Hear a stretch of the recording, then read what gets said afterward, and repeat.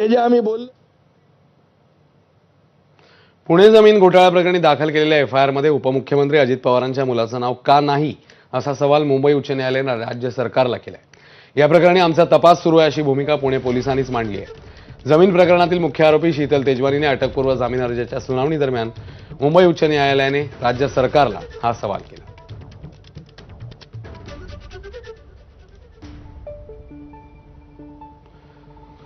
तर मुंढवा जमीन प्रकरणी योग्य ती चौकशी होईल, कोणालाही वाचवण्याचा प्रयत्न नाही असं मुख्यमंत्री फडणवीसांनी स्पष्ट केलं।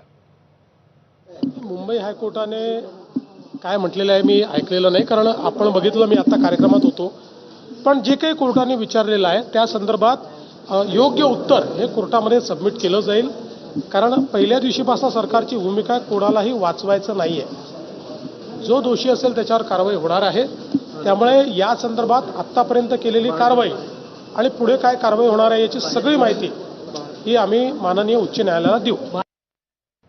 तर पुणे मुंढवा जमीन प्रकरणात जमिनीवर थेट अजित पवारांचाच डोळा आहे असा गंभीर आरोप अंजली दमानी यांनी केला। अजित पवारांच्या पक्षाची 2018 पासून जमिनीवर नजर होती असं